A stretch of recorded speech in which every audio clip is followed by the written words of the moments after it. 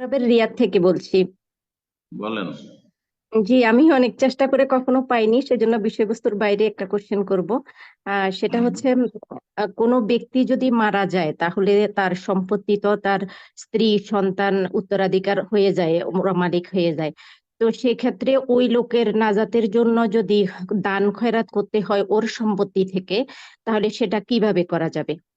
উম, বিসমিল্লাহির রহমানির রহিম, আলহামদুলিল্লাহ, ওয়াসসালাতু ওয়াসসালামু আলা রাসূলিল্লাহ ওয়া আলা আলিহি ওয়া সাহবিহি আজমাইন, ওয়া বাদ। প্রশ্ন করেছেন যে কোন ব্যক্তি যদি মারা যায়, আল্লাহ রহম করুন প্রতিটি মুসলিম মাইয়াতের উপর, এবং গুনাহ খাতা মাফ করুন, জান্নাতুল ফেরদৌস দান করুন। যদি মারা যায় তাহলে তার ধন সম্পদের মালিক তো তার ওয়ারিসিন, উত্তরাধিকারীরা হয়ে যায়।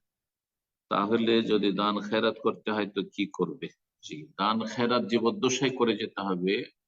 এটা হচ্ছে শরীয়তের বিধান। কারো প্রতীক্ষায় নয়, আশায় নয় যে আমার ছেলে মেয়েরা, আমার স্ত্রী আমার জন্য দান করবে, মোটেই নাই।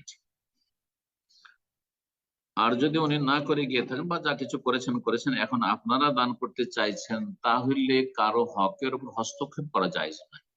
আগে ভাগ বন্টন হয়ে যেতে হবে। এই ক্ষেত্রে ফারায়েজের কিতাবাদিতে মাইয়াতের ইন্তেকালের পরে তার যে তারিকা, মানে পরিত্যক্ত ধন, সেটা নিয়ে কি করবেন, চারটি স্তর রয়েছে, শোনেন। প্রথম স্তর হচ্ছে যে মাইয়াতের তাজহিজ তাকফিন, অর্থাৎ কাফন দাফনে যা খরচ খরচা হয়, অনেক জায়গায় খরচ হয়, পশ্চিমা দেশে যথেষ্ট খরচ হয়, কবরকে খনন করায় কিনতে হয়, জায়গা কিনতে হয়, ইত্যাদি ইত্যাদি, অনেক খরচ হয়। তো সৌদি আরবে কোনো খরচ নেই, বা হয়তো বাংলাদেশ খরচ নেই, কোন জায়গায় শহরে আবার খরচ আছে, গ্রামে গঞ্জে খরচ নেই, কিন্তু শহরে খরচ রয়েছে।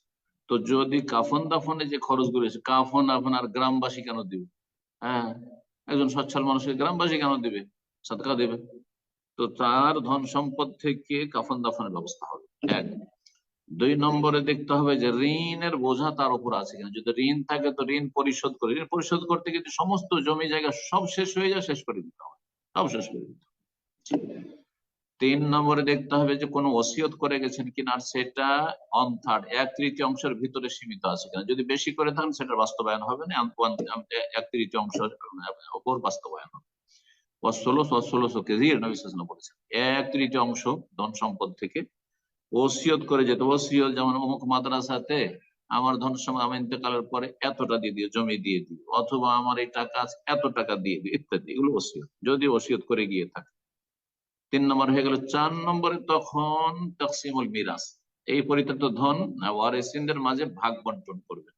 স্ত্রী যেহেতু ছেলে মেয়ে আছে, সুতরাং অষ্টাংশ সমন 8 ভাগের 1 ভাগ পাবে।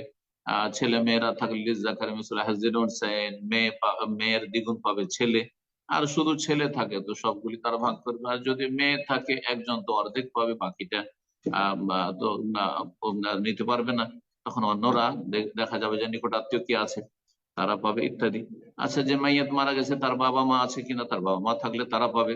এইভাবে ভাগ হবে। এখন যদি দান করতে হয়, আসল প্রশ্ন, দান করতে হয় তাহলে সবার সম্মতিতে সবাইকে বলতে হবে, যত ওয়ারিসিন, যে আমরা এখান থেকে কিছু টাকা দান করতে চাইছি বা কিছু জমি জায়গা দান করতে চাইছি, একমত। যদি সবাই একমত হয় আলহামদুলিল্লাহ, আর না হলে মোটেই জায়েজ নয় যে কাউকে চাপ দিয়ে অথবা লজ্জায় ফেলে তাকে আপনি বাধ্য করবেন যে না কিছু দান করা হোক না, চলে গেছে, যা চলে গেছে চলে গেছে। এখন দান করে নিজের নিজের ভাগ যোগ করে নেওয়ার পরে তারপরে যারা দান করতে চাইছেন দান করেন, কেউ কম দান করতে চাইছেন, কেউ বেশি করতে চাইছেন, অথবা কেউ করতে চাইছেন না, তখন দান করবেন নিজের সম্পদ ভাগ করে নেওয়ার। আর ভাগ করার ক্ষেত্রে আমাদের দেশে যেটা ইসলাম বিরোধী কাজ করে, যে বছরকে বছর 10 বছর পড়ে আছে, লোক মারা গেছে 10 বছর আগে, এখনো জমি জায়গা ভাগ হয়নি। চাইছে না, চাইছে না, ভাগ হয়ে যেতে হবে। মানুষ মারা যাওয়ার সাথে সাথে ভাগ হয়ে যেতে হবে। এই ক্ষেত্রে এত ত্রুটি রয়েছে যে যারা কোরআন সুন্নাহর অনুসরণের দাবিদার সেসব পরিবারের সমাজেও এই ত্রুটি রয়েছে। আল্লাহ রাব্বুল আলামিন কোরআন সুন্নাহর প্রতি আমল করার সার্বিক ক্ষেত্রে তৌফিক দান করুন। জাযাকুমুল্লাহ। বারাকাল্লাহ ফিক। আমরা এই পর্যায়ে প্রশ্ন নিব। প্রশ্ন করবেন আমিন এস কে। তার পূর্বে আমি ভাই এবং বোনদের মনোযোগ আকর্ষণ করছি, বিশেষ করে যারা প্রশ্ন করার জন্য আপনারা বিভিন্নভাবে মেসেজ করছেন এবং প্রশ্ন মেসেজ আকারে পাঠাচ্ছেন, তাদের উদ্দেশ্যে বলছি এখানে সরাসরি প্রশ্ন করার সুযোগ আছে, সময় স্বল্পতার কারণে আমরা লিখিত কোনো প্রশ্ন নিতে পারছি না। তো আপনারা ইনশাল্লাহ হ্যান্ড রেজ করুন, ধারাবাহিকভাবে আপনাদের প্রশ্নগুলো আমরা নেওয়ার চেষ্টা করবো ইনশাআল্লাহ। তো প্রশ্ন করবেন আমিন এস কে, আপনি প্রশ্ন করুন।